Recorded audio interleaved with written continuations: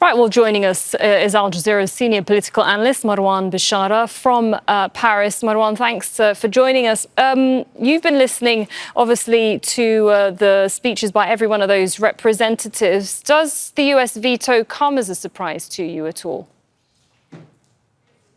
Unfortunately, it does not. But the fact it is so isolated, that's sort of the interesting development. It's isolated in a way that is a bit stark as well. When the British ambassador basically takes a shot at the United States when they say indirectly that the situation is inhumane, just after the American ambassador said that what the UN Security Council is doing is shameless. So I guess it is shameless versus humane. Clearly, there's a gathering storm, or let me put it this way.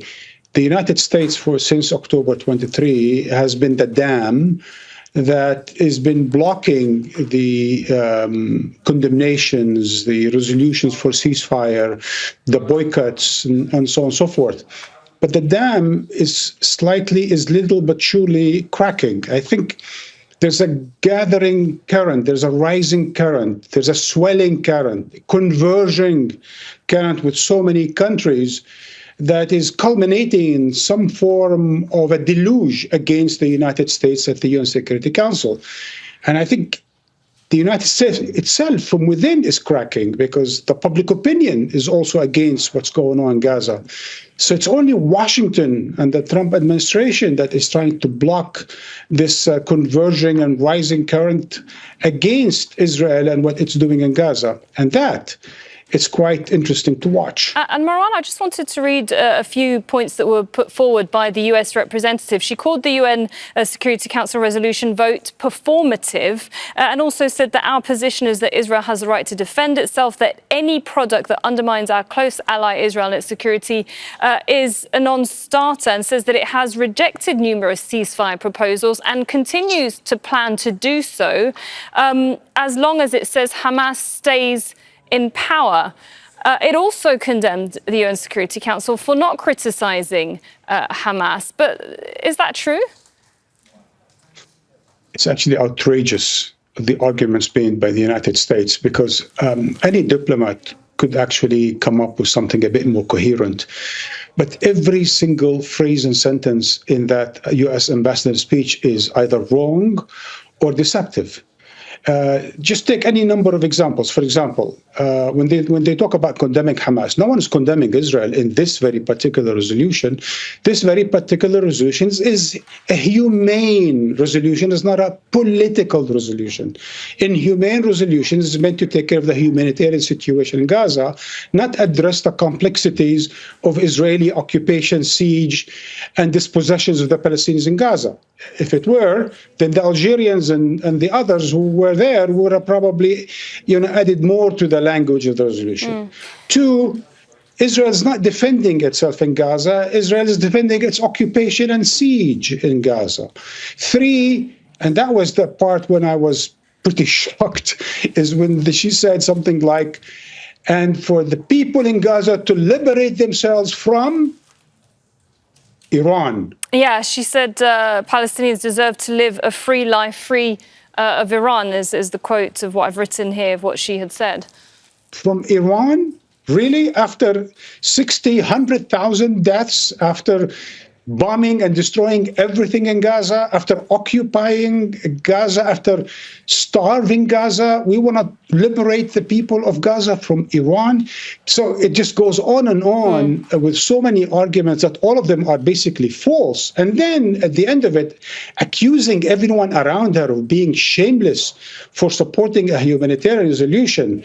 I mean, that takes a lot of chutzpah, as they say in Israel. Now, Marwan, obviously the main discussion point here that was brought up by several of those members is the situation with the aid. The US representative had said that she urges the UN to support the Gaza Humanitarian Foundation. That's an Israel and US-backed that group. It's clearly been an absolute disaster. It's been 8 days, even though the Israeli government yesterday said that they've given out 7 million meals. Can you just give our viewers context? It sounds like a big number, but reality on the ground is that Palestinians are so scared to go, and yet they're still facing death to try and get a meal. There are a lot of lies about this issue. I don't know who's lying. It could be the people who are providing the United States when the numbers are lying, because they are making money. They are in the business of aid, as it were. They are business people and contractors and other shady people who are involved in this thing called foundation, humanitarian, which is anything but. As the British ambassador said, I can't believe I am sitting here and just quoting nonstop the British ambassador, but be that as it may, this is the sign of change. When the British ambassador says, what we are seeing, because we are seeing it, it's not a secret.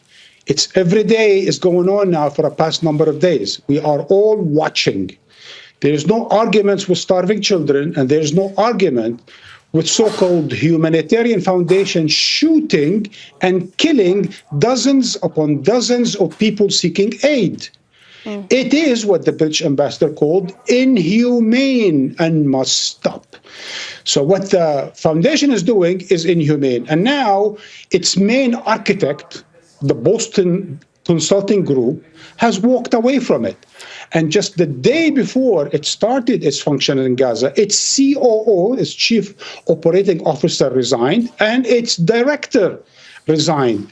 So everything about this so-called foundation is shady, and now it's criminal in the way it is killing people who are seeking aid. And yet, the American ambassador continues to defend them as if they were the alternative to the hundreds of points that the United Nations and other organizations have within Gaza who could distribute the aid efficiently, unlike the chaos and the mayhem that is being created by the so-called foundation. And Marwan, the big question here, certainly, as you said, there is a change in tide here, not just in terms of countries or politicians saying that this needs to end, but also from the public. Now, the question here is, how much power does the UN Security Council have as a main body, if at all, to change the status quo and to achieve something that maybe hasn't been achieved so far? Well, look, I mean, the UN Security Council is the world's government, right? I mean, if the UN General Assembly is the world parliament, the UN Security Council is the world government. But as things stand now, nothing will happen without the United States. And as we've heard from various members, the United States is abusing its veto power at the United Nations when it comes to such things as very basic humanitarian resolutions. Now, why is the American position here is important? Not only because it's a veto-carrying member of the UN Security Council, it's because if it was going to veto, if it was not going to veto, then basically it was going to lift the cover of the Netanyahu government. And here is the important point, is that if Trump decides, under pressure, whether domestic or international, to basically tell Netanyahu that it's time to go, then Netanyahu will probably go within 24 hours.